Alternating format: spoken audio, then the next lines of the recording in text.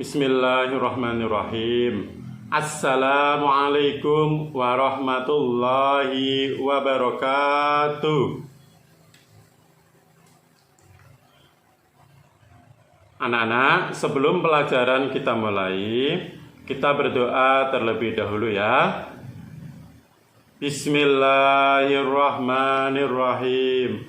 Radina billahi rabba wa bil islami dina wa bi sayyidina Muhammadin nabiyyan wa rasula wa bil qur'ani imama wa bil ka'bati qiblata wa bil mu'minina ikhwana.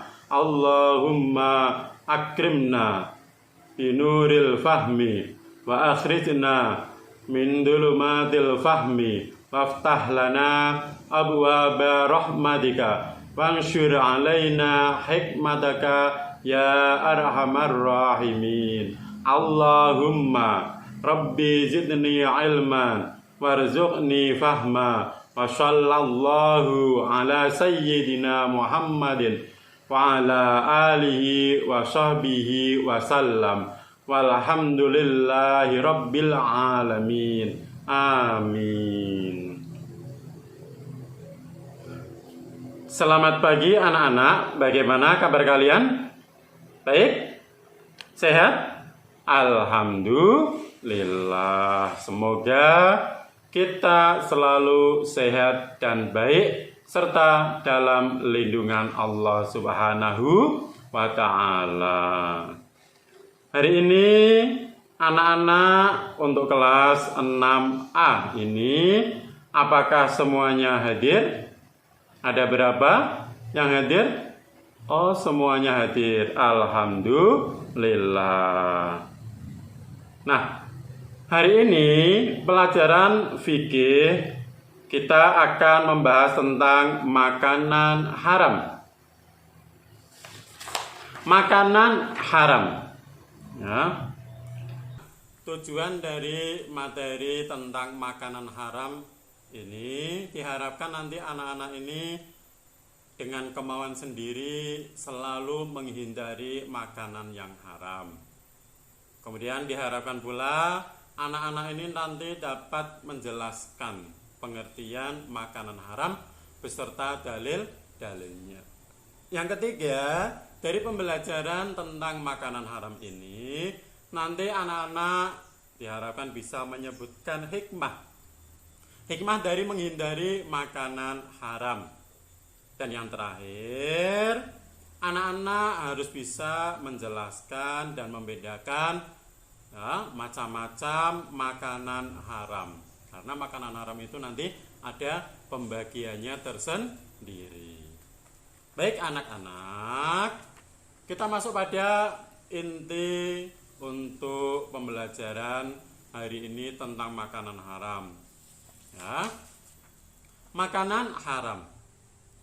Makanan haram adalah semua benda, semua jenis makanan yang tidak boleh dimakan oleh umat Islam. Kalau ia sengaja memakannya, ia berdosa. Nah, tidak bolehnya itu berdasarkan pada dalil Al-Quran dan dalil dari hadis.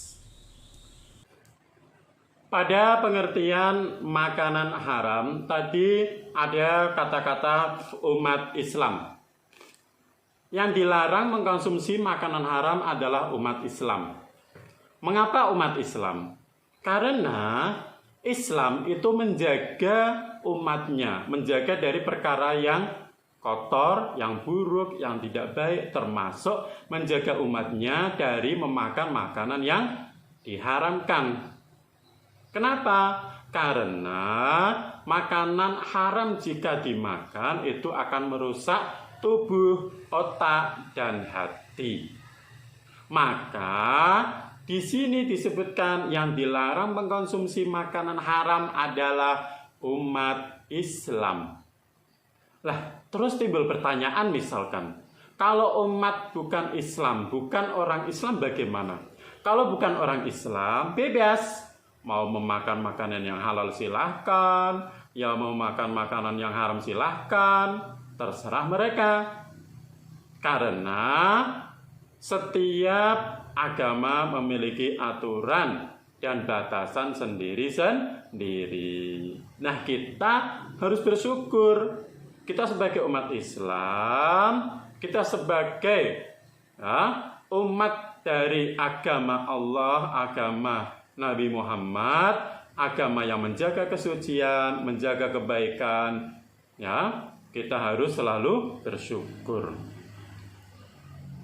Nah, makanan haram itu dijelaskan dalam Al-Quran dan hadis. Jadi sumber atau dalilnya itu dari Al-Quran dan hadis. Kemudian,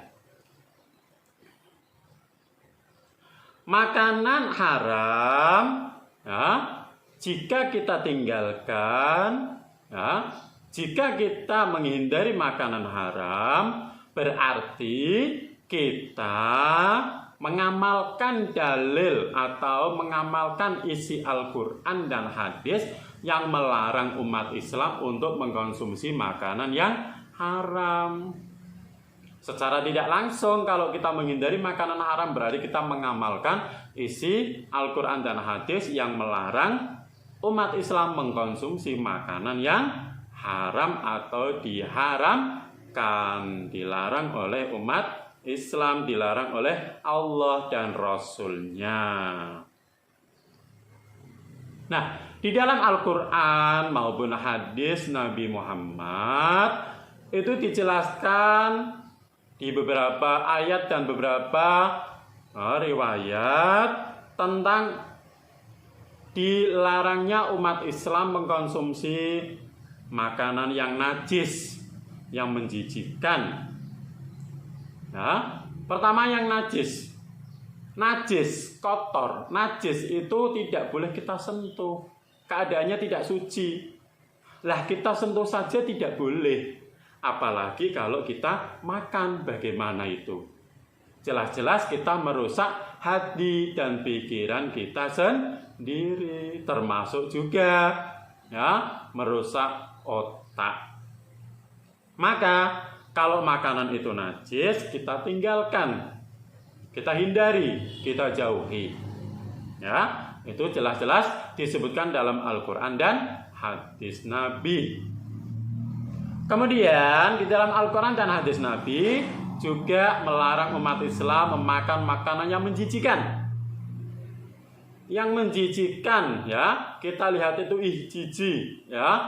Misalkan kotor, jorok, banyak kuman, ya, dan lain-lain. Pokoknya kita jijik, yang termasuk makanan yang menjijikan atau benda-benda yang menjijikan itu tidak boleh kita makan, ya, tidak boleh kita makan. Kalau yang menjijikan itu karena biasanya kotor, ya, biasanya kotor, najis, ada kuman, ya, maka harus kita tinggalkan, jangan kita konsumsi, ya. Itu hati-hati. Kalau ada makanan yang sudah busuk, sudah berbau tidak enak, harus kita tinggalkan.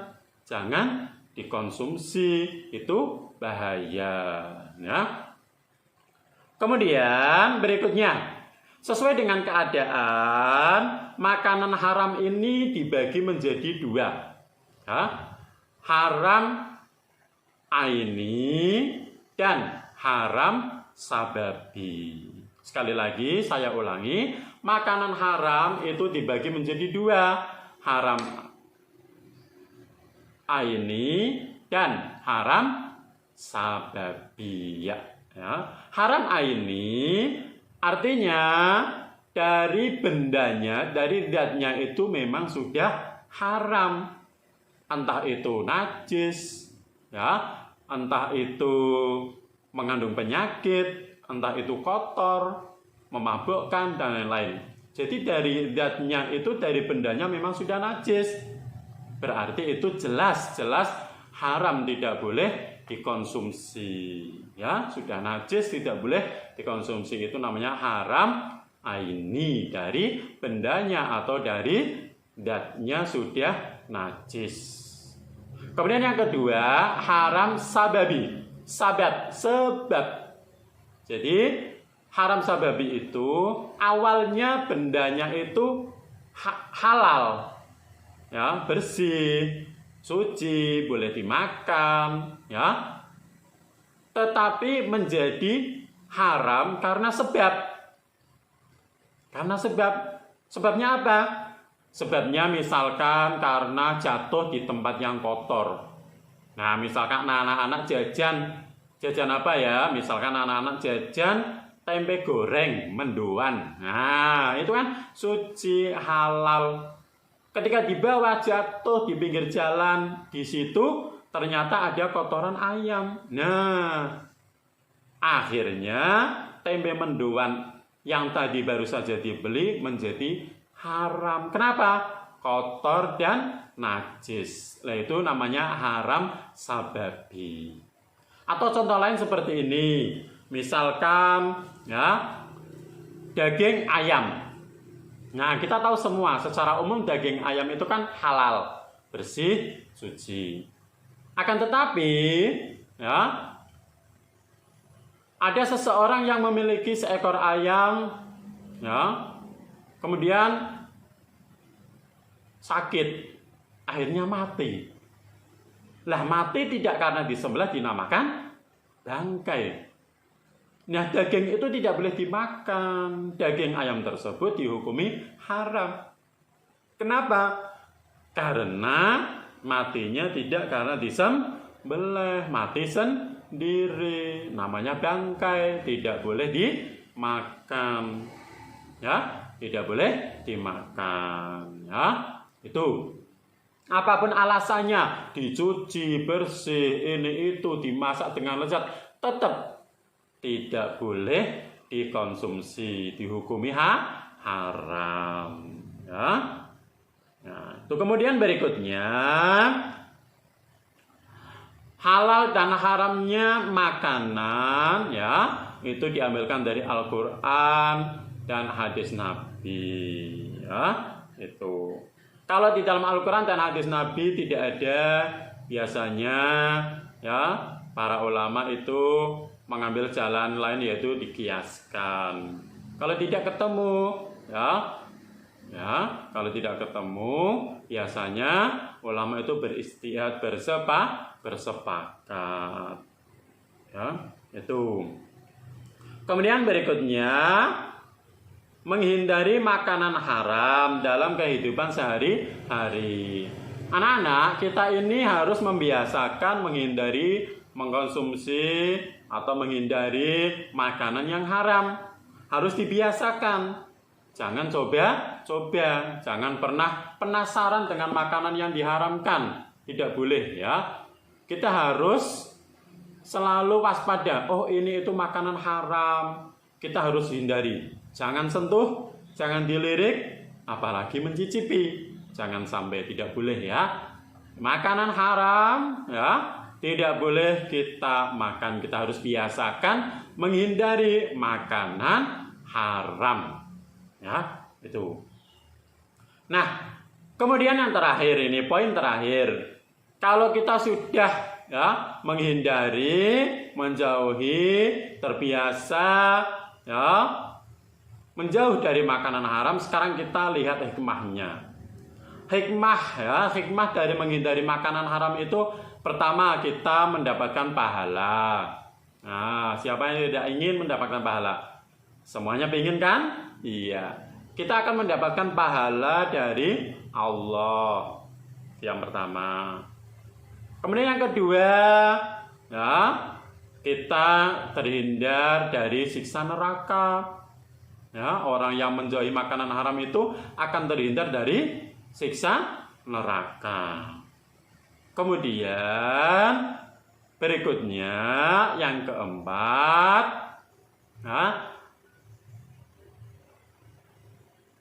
doa kita akan dikabulkan.